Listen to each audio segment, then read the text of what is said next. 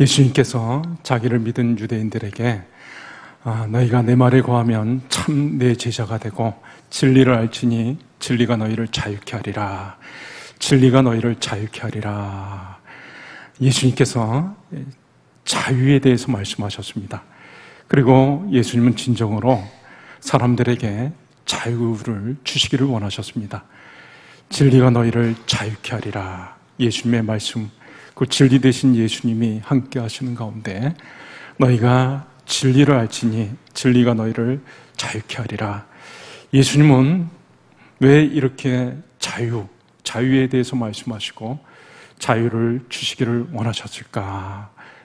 우리가 생각해 볼 수가 있는데, 한마디로 얘기를 하면 자유가 없는 삶이라고 하는 것, 억압 가운데 사는 삶이라고 하는 것은 슬픔과 고통이 가득하기 때문에 그렇습니다.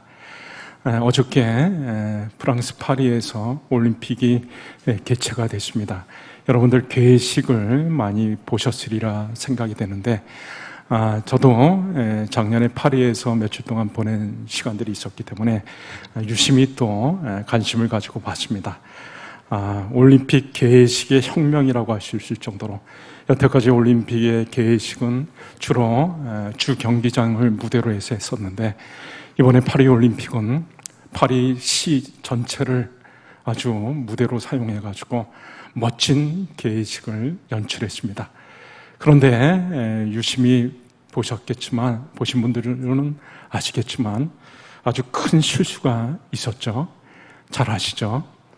많은 나라들이 배를 타고 입장을 하는데, 우리 대한민국이 46번째로 입장을 할 때 장내 아나운서가 우리 대한민국을 소개하면서 영어로, 불어로 북한이라고 소개를 한 것입니다. 대한민국이 아니라 북한이라고 표현을 한 것이에요. 그리고 153번째 북한이 입장할 때는 또 정확하게 북한이라고 소개를 했습니다. 우리나라는 입장을 안 한 것이 되고 북한은 2번 입장한 것이 되고 말았습니다. 이거는 엄청난 큰 실수고 한 나라에 대한 결례가 아닐 수가 없죠.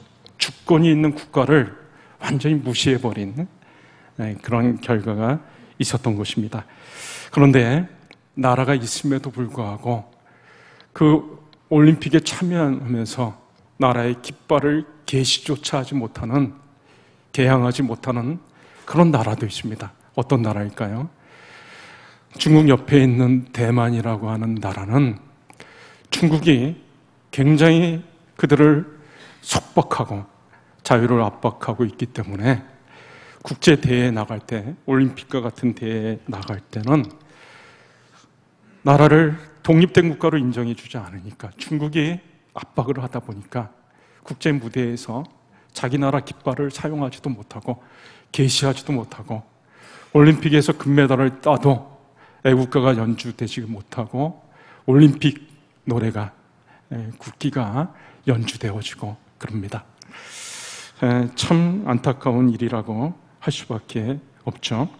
그리고 나라 이름도 대만이라는 이름 대신 차이니스 타이페이라고 이렇게 해서 표기돼 가지고 나옵니다. 2004년도에 아테네 올림픽이 열렸을 때 대만의 남녀 태권도 선수가 금메달을 땄습니다. 추무엔이라고 하는 남자 선수와 천시친이라고 하는 여자 선수가 나란히 금메달을 목에 걸었는데, 제가 그 금메달 시상식 하는 것을 보았는데, 이 여자 선수가 금메달 이제 시상대에 올라가고 국기가 올라가야 되는데, 국기 대신 올림픽 깃발, 대만 올림픽기가 올라가고, 그러나 애국가가 울려 퍼져야 되는데 중국이 압박을 하다 보니까 올림픽 노래가 거기서 연주가 되어졌던 것입니다. 머리에는 영광의 얼개관을 썼는데 자기 나라 깃발도 개양되지 못하고, 다른 나라 선수들이 자기 나라 깃발이 올라가고 애국가가 연주되는 가운데서 기쁨과 영광을 누리고 있는 반면에 자기 나라 깃발이 올라가지도 못하고 애국가도 아닌 엉뚱한 노래가 울려 퍼지는 것을 보면서 이 천시친이라고 하는 여자 선수가 주먹진 손으로 눈물이 비같이 흘러내리는 가운데서 눈물을 닦아내리는 그런 모습을 좀 가슴 아프게 본 적이 있습니다. 참으로 영광스러운 자리인데 그것이 너무나 눈물바다가 되고 슬픔 가운데 있는 그런 안타까운 모습을 보게 된 것이죠. 우리나라 드라마 중에 미스터 선샤인이라고 하는 김은숙 작가가 쓴 그 선샤인이라는 드라마에 보면은 이병헌이 주연으로 나온 드라마죠. 구한말 우리나라가 일제의 압제 가운데 주권이 침탈되어지는 가운데서 일제에 의해서 유린당하는 모습들이 잘 나타납니다. 야, 그 모습을 보면서 그때 정말 우리나라 사람들이 얼마나 어려웠을까 그런 생각을 갖게 되었습니다. 땅도 뺏기고 집도 뺏기고 맞고 죽임을 당하는데도 저항 한번 하지 못하고 그렇게 처참한 시간들을 보내는 것을 보면서 자유가 억압받는 곳에는 슬픔과 고통이 가득하구나. 그래서 사람들이 자유를 얻기 위해서 때로는 목숨을 걸고서라도 싸우는 것이죠. 신앙의 자유를 위해 목숨을 걸고 먼 향해를 떠났던 청교도들, 그리고 우리가 대한독립을 위해서 싸웠던 많은 사람들이 있었죠. 그렇지만 가장 큰 억압, 가장 큰 자유를 구속하는 것은 바로 죄의 압박, 죄의 억압이다라고 말을 할 수가 있습니다. 죄의 억압 가운데 사는 사람들은 영적으로 어두운 가운데 있습니다. 자신들이 얼마나 비참한 처지에 있는지를 알지 못한 가운데 살아갑니다. 오늘 본문 말씀에 보면 예수님께서 유대인들에게 자유에 대해 말씀했을 때 유대인들이 이렇게 얘기를 합니다. 우리는 한 번도 남의 종이 되어 본 적이 없는데 왜 자유를 얘기하느냐? 예수님에게 이렇게 말을 하고 있죠. 33절, 여러분들 오늘 읽은 33절에 보시면 그들이 대답하되 우리가 아브라함의 자손이라 남의 종이 된 적이 없거늘 어찌하여 우리가 자유롭게 되리라 하느냐? 예수님이 진리가 너희를 자유케 하리라, 자유를 주기를 원하셨는데 유대인들은 우리가 한 번도 남의 종이 된 적이 없다. 그런데 왜 자유에 대해서 얘기를 하고 있냐? 죄의 억압 가운데 사는 사람들은 영적으로 어두운 상태에 있기 때문에 자기 자신들의 모습을 보지 못합니다. 여러분, 유대인들은 이미 오래전서부터 많은 억압 가운데 살아왔습니다. 그들이 이스라엘 민족으로 형성될 때 애굽에서 무려 400년 동안 노예 생활을 했습니다. 그리고 그들이 하나님의 은혜로 애굽에서 출애굽했을 때도 가나안 땅에 정착했지만 사사시대 때 많은 족속들의 침략을 받아가지고 그 족속들에 의해서 지배를 받을 때가 많이 있었습니다. 그리고 또 북쪽 이스라엘과 남쪽 유다가 다 망해가지고 이제 또 끌려가서 종살이도 했죠. 그리고 지금도 로마의 식민 지배를 받고 있는 상태입니다. 그런데 자기들이 종이 된 적이 없다고 이렇게 말을 하고 있죠. 자신들이 얼마나 비참한 처지에 있는지를 알지 못했기 때문에 예수님께서는 그들에게 아주 직설적으로 얘기를 합니다. 34절에 보시면 예수께서 대답하시되 진실로 진실로 너에게 이르노니 죄를 범하는 자마다 죄의 종이라. 너희가 자유인이라고 얘기를 하지만 실상은 너희는 죄의 종이다. 너희는 죄를 범하고 있고 죄 가운데 살고 있는 그런 사람들이다. 이 사람들은 영적으로 눈이 어두웠기 때문에 자신들의 구세주가 되시는 예수님을 알아보지 못하고 있었습니다. 예수님께서 거라사 지방에 찾아오셔가지고 귀신 들린 사람을 고쳤을 때 그 귀신 들린 사람에게 있었던 군대 귀신이 예수님에게 나를 쫓아내지 마시고 돼지떼에게로 갈 수 있게 허락해달라고 예수님이 허락하시자 그 귀신 들린 사람에게 있었던 군대 귀신이 돼지떼로 가가지고 돼지떼가 그만 바다로 빠져 몰살하는 일이 있었습니다. 그때 그 마을 사람들이 돼지 2,000마리가 죽는 것을 보면서 아까워가지고 한 사람이 귀신 들린 사람이 고침받은 것은 생각하지 않고 예수님이 어떤 분인지도 생각하지 않고 제발 좀 우리 마을에서 좀 나가주십시오. 예수님을 추방하는 그런 일들이 있었습니다. 영적으로 눈이 어두우니까 예수님이 어떤 분인지를 알지 못하고 예수님을 모셔드리지를 못한 것이죠. 이 사람들은, 유대인들은 영적으로 눈이 어두워서 예수님이 지금 바로 자기들 앞에 있는데도 불구하고 구세주가 되시는 예수님을 알지 못했습니다. 예수님을 믿지 못했습니다. 그들은 영적으로 불능 상태에 있었습니다. 예수님의 말씀을 받아들일 수가 없었던 것이죠. 예수님은 이 사람들에게 아버지에 대해서 얘기를 하셨는데 이 사람들은, 이 유대인들은 아브라함이 자기의 조상이라고 말을 했습니다. 오늘 여기 33절 말씀에 그들이 대답하되 우리가 아브라함의 자손이라, 우리가 아브라함의 자손이라. 자기들의 조상이 아브라함이고 자기들이 아브라함의 자손들이고 자기들의 아버지는 또 41절에 보시면은 너희는 나의 아비가 행한 일들 하는도다. 대답하되 우리가 음란한 데서 나지 아니하였고 아버지는 한 분뿐이시니 곧 하나님이시로다. 이 유대인들은 자기들의 아버지가 아브라함이고 그리고 우리 아버지는 한 분밖에 안 계신데 하나님이 우리 아버지다라고 얘기를 했습니다. 그러나 예수님은 그들의 말에 대해서 반박을 하시죠. 너희가 아브라함의 후손이라면, 진정으로 아브라함의 자손이라면 그렇게 행동하지는 않았을 것이다. 39절, 여기 39절 말씀해 보시면 대답하여 이르되 우리 아버지는 아브라함이라 하니 예수께서 이르시되 너희가 아브라함의 자손이면 아브라함이 행한 일들을 행할 것이거늘 지금 하나님께 들은 진리를 너희에게 말한 사람이 나를 죽이려 하는도다. 아브라함은 이렇게 하지 아니하였느니라. 너희는 너희가 아브라함의 자손이라고 하지만 실제로 너희가 하는 일들을 보면 너희는 아브라함의 자손이 아니다.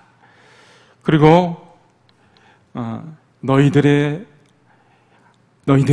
하나님의 아들이라고 하지만 42절, 우리가 읽지는 않았지만 42절에 보시면 예수께서 이르시되 하나님이 너희 아버지였으면 너희가 나를 사랑하였으리니 너희는 하나님의 아들도 아니다.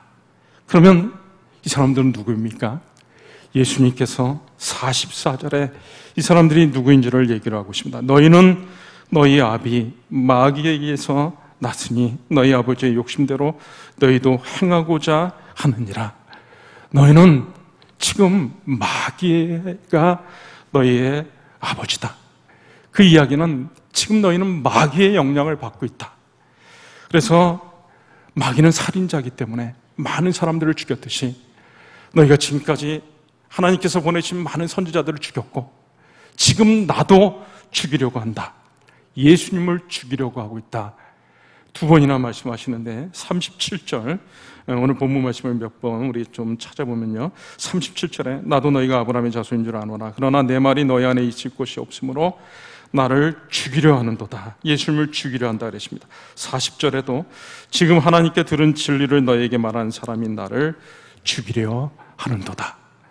지금 유대인들은 하나님의 자녀도 아니고 아브라함의 자녀도 아니고 예수님은 너희는 마귀의 자녀이기 때문에 지금 나를 죽이려고 한다.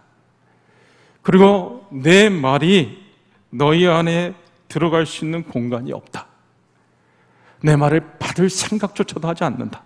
37절에 나도 너희가 아브라함의 자손인 줄 아노라. 그러나 내 말이 너희 안에 있을 것이 없으므로 내 말이 너희 안에 있을 곳이 없다.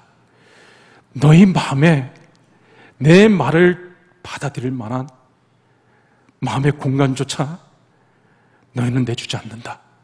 너희는 마귀에게 속한 자들이다. 너희는 영적으로 내 말을 들을 수가 없는 자들이고 나를 믿을 수가 없는 자들이다. 한마디로 얘기를 해가지고 죄에 지금 눌려있기 때문에 예수님을 받아들일 수도 없고 모셔드릴 수도 없고 예수님의 말씀을 들을 수도 없고 예수님을 죽이려고 하고 있다라고 말을 하고 있습니다. 죄악 가운데 살아가는 사람들은 영적으로 불능 상태에 있을 뿐만 아니라 아주 중요한 말씀이 나오는데요. 오늘 35절에 말씀해 보시면 종은 영원히 집에 거하지 못하되 종은 영원히 집에 거하지 못한다. 종이 영원히 집에 거하지 못한다. 죄에 눌려있는 사람, 죄의 억압 가운데 있는 사람들은 영원히 집에 거하지 못한다. 집에 들어가지 못한다라는 것입니다. 이번 올림픽에 참가한 206개 국가 중에 대만처럼 국가 깃발을 들지 못하는 팀이 또 있었습니다. 그것은 바로 난민팀이라고 하는데요. 이 난민팀이라고 하는 것은 자기 나라의 사정으로 인해 내전이 일어났든지 전쟁이 일어났든지 아니면 많은 차별로 인해 피치 못할 사유로 인해 조국을 떠난 사람들, 그 선수들이 같이 모여가지고 한 팀이 돼가지고 참여한 사람들이죠. IOC가 결성한 특별팀이다라고 말을 할 수가 있습니다. 이 사람들은 특별한 사정에 의해서 자기 조국을 떠난 사람들입니다. 2016년에 브라질 리우 올림픽에서는 시리아 여자 수영 선수가 참여를 했었는데 이 시리아 여자 수영 선수는 시리아에 있다가 이 IS의 탄압으로 인해가지고 견딜 수가 없어가지고 너무 무섭고 공포 가운데서 조국을 떠납니다. 그리고 그리스를 향하여 가다가 그 바다에서 배가 고장이 났습니다. 그래가지고 3시간 반을 수영을 쳐서 헤엄을 쳐가지고 그리스에 도착한 것이죠. 그리고 난민팀의 대표가 되어서 브라질 리우 올림픽에 참여를 했습니다. 이 난민들은 자기들의 조국을 떠나가지고 언제 자기네 나라에 다시 집으로 돌아간다고 하는 보장이 없는 것이죠. 우리나라가 지금 벌써 분단된 지가 80년이 가까이 옵니다. 분단될 때 그때는 잠깐 있으면 자기 집으로 돌아올 수 있으리라 생각을 했습니다. 북에서 남쪽으로 잠깐 떠나가면서 가족 식구들에게 내가 이제 얼마 있으면 다시 돌아가서 만나자. 그렇겠지만 그 이별이 영원한 이별이 될 줄은 생각지 못한 사람들이 많이 있죠. 그것이 끝내 영원한 이별이 되어서 이 땅에서 생을 마친 사람들이 많이 있었습니다. 죄의 종은 영원히 집에 거하지 못한다라고 하는 말은 그 의미는 영원히 슬픔과 고통 가운데 살아간다라는 것을 말하는 것입니다. 여러분, 영원히 집에 들어가지 못한다라는 것이 그럼 뭘 얘기하는 것입니까? 그것은 바깥에서 지내는 것을 얘기하는 것입니다. 슬피 울며 이를 갈미 있으리라. 그것은 바로 지옥에서의 삶을 얘기하는 것입니다. 영원한 슬픔과 고통을 당하면서 살아가는 것이죠. 죄의 억압 가운데 있는 사람들은 영원히 집에 들어가지 못하고 바깥에서 슬피 울며 이를 갈고 지옥 고통을 당하면서 영원한 슬픔과 고통 가운데 지내야 된다는 것입니다. 마가복음 9장 43절에는 지옥에 대해서 얘기를 하면서 마가복음 9장 43절 말씀에는 지옥 곧 꺼지지 않는 불, 지옥 곧 꺼지지 않는 불에 들어가는 것보다 낫다. 지옥에 대해서 꺼지지 않는 불로 표현을 하고 있습니다. 마가복음 9장 48절에서 49절 말씀에는 예수님이 지옥에 대해서 말씀하면서 거기에서는 구더기도 죽지 않고 불도 꺼지지 아니하느니라. 사람마다 불로서 소금 치듯함을 받으리라. 요한계시록 21장 8절 말씀에는 이 지옥에 들어가는 자들에 대해서 얘기하면서 거짓말하는 자들은 불과 유황으로 타는 못에 던져지리라. 여러분, 죄의 억압 가운데 있는 사람들, 죄 가운데 사는 사람들, 그 사람들은 영원히 집에 거하지 못하고 지옥의 그 고통을 겪으면서 살 것에 대해서 말씀했습니다. 예수님께서 부자와 나사로의 비유를 들어서 말씀하셨죠. 부자는 이 땅에서 화롭게 날마다 연애를 즐기면서 살다가 죽었지만 그만 지옥에 가고 말았습니다. 타는 듯한 고통을 겪으면서 아브라함의 품에 나사로가 있는 것을 보면서 아브라함이요, 그 나사로를 시켜가지고 물 한 방울만 찍어가지고 좀 서늘하게 나를 좀 그렇게 시원하게 해달라고 그런 요청을 하죠. 나는 내가 이 불꽃 가운데서 괴로워하나이다. 여러분, 가장 큰 억압이라고 하는 것은 예수님이 말씀하신 대로 너희는 죄의 종이라. 죄의 종은 영원히 집에 거하지 못한다. 영원히 슬픔과 고통 가운데 지옥 고통을 당하면서 사는 것이다 라고 말씀한 것이죠. 그래서 예수님께서는 가장 큰 억압인 죄에서부터 우리를 건져 주신 것입니다. 십자가에서 죄값을 치러 주셔가지고 우리의 죄의 채무를 해결해 주시고, 그리고 우리를 죄의 억압으로부터 우리를 건져 주셨습니다. 죄의 종에서부터 벗어나게 한 것이죠. 예수님이 우리에게 자유를 주신 것입니다. 그래서 우리는 이제 어떻게 됐습니까? 35절, 36절 말씀해 보시면 종은 영원히 집에 거하지 못하되 아들은 영원히 거하나니 그러므로 아들이 너희를 자유롭게 하면 너희가 참으로 자유로우리라. 그 말씀은 뭘 얘기를 하는 것입니까?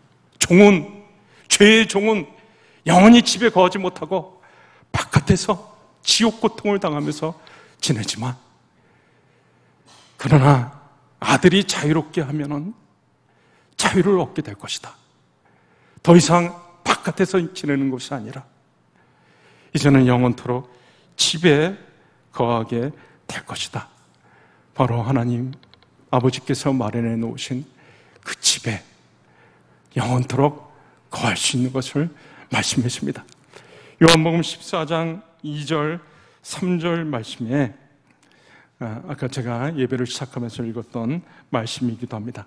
내 아버지 집에는 거할 곳이 많도다. 내가 너희를 위하여 거처를 예비하러 가노니, 내가 이제 너희가 영원토록 거할 수 있는 아들이 너희를 자유롭게 한다. 죄의 종으로부터 자유롭게 한다. 이제 자유롭게 된 사람들은 영원히 거할 수 있는 집이 있다. 내가 너희를 위하여 거처를 예비하러 간다. 그러면 14장 3절 말씀에 가서 너희를 위하여 거처를 예비하면 내가 다시 너희를 내게로 영접하여 나 있는 곳에 너희도 있게 하리라. 예수님과 더불어 영원히 하나님의 집에서 거하게 될 것에 대해서 말씀해 주신 것입니다.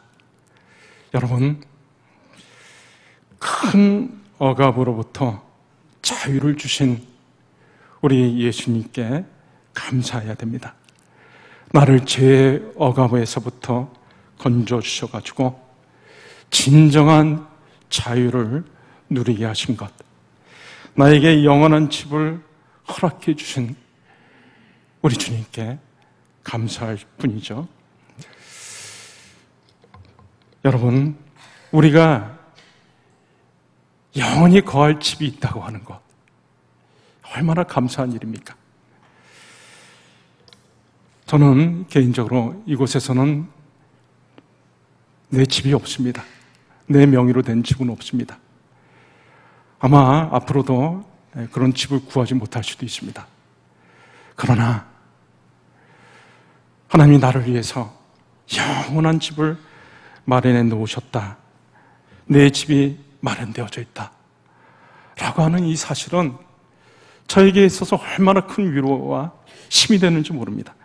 찬송가 479장 1절 괴로운 인생길 가는 몸이 편안히 쉴 곳 아주 없네. 걱정과 고생이 어디는 없으리. 돌아갈 내 고향 하늘나라. 광야에 찬바람 불더라도 앞으로 남은 길 멀지 않네. 산 너머 눈보라 세차게 불어도 돌아갈 내 고향 하늘나라. 날 구원하신 주 모시옵고 영원한 생명을 누리리라. 그리던 성도들 한 자리 만나리. 돌아갈 내 고향 하늘나라. 아멘. 이 땅에서의 삶이 너무나 힘들고 수고와 슬픔이 가득하고 편안히 쉴 곳이 없다 할지라도 돌아갈 내 고향 하늘나라. 나는 돌아갈 집이 있고 영원히 거할 집, 내가 편히 쉴 집이 있다. 하나님이 나를 위해서 마련해 놓으신 집이 있다. 얼마나 위로가 되는 것입니까? 찬송가 528장에도 예수가 우리를 부르는 소리, 우리를 위하여 예배해 두신 영원한 집이 있어 죄 많은 세상을 떠나게 될 때 영접해 주시겠네.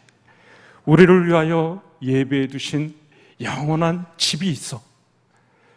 여러분, 초대교회 때 성도들은 그 신분이 대부분 종이었습니다. 로마의 압제 가운데 있었고 지하 세계 속에 숨어서 신앙생활하는 사람들도 많이 있었습니다. 자유인이 많지 않았습니다.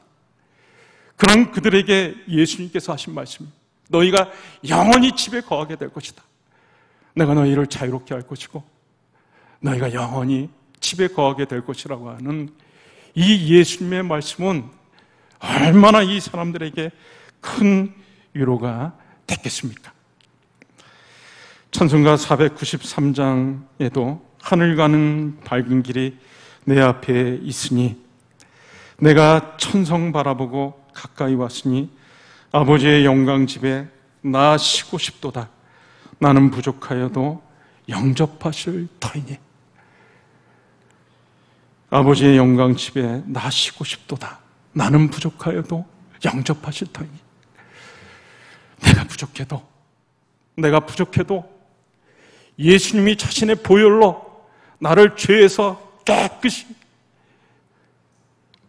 씻어주시고 죄의 값을 치러주시고 자유를 주셨고, 그래서 이제는 예수님이 나를 자유롭게 하셨기 때문에 종은 영원히 집에 거하지 못하지만 나는 이제 영원히 내가 부족해도 하나님이 나를 위해 마련해 놓으신 그 집에 영원히 거한다.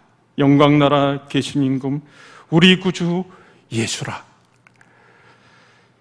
내가 천성 바라보고 가까이 왔으니 아버지의 영광 집에 나 쉬고 싶도다. 나는 부족하여도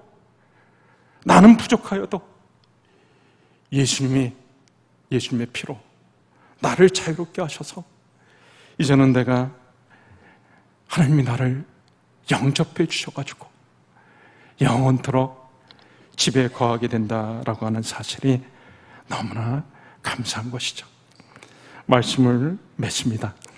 억압으로 인해 큰 슬픔과 고통 가운데 살던 우리들을 우리 예수님께서 억압과 고통으로부터 자유케 해주신 것 감사하고, 무엇보다 가장 큰 억압인 이 죄의 억압으로부터 우리를 구해 주신 것 감사하고, 그래서 이제는 우리가 영원히 거할 집이 있다고 하는 사실로 인해 감사하고, 우리에게 진정한 자유를 주신 예수님을 인해 늘 감사와 기쁨과 감격 가운데 거하는 저와 여러분들이 다 되실 수 있기를 주의 이름으로 축원합니다. 이 시간에 우리 같이 한번 말씀 붙잡고 한 1, 2분 정도만 같이 간절히 기도하기를 원합니다. 우리 예수님께서 우리를 자유케 하시려고 슬픔과 고통 가운데 사는 우리들을 자유케 하시려고 자유를 주셨고, 그리고 가장 큰 억압인 죄로부터 우리를 구해 주셔서 이제 우리가 아들이 자유롭게 하셔서 영원히 하나님이 마련해 놓으신 집에 거할 수 있다고 하는 사실로 인해 늘 감사와 기쁨, 감격 가운데 살아가는 저희들이 되게 하옵소서. 같이 기도하시겠습니다.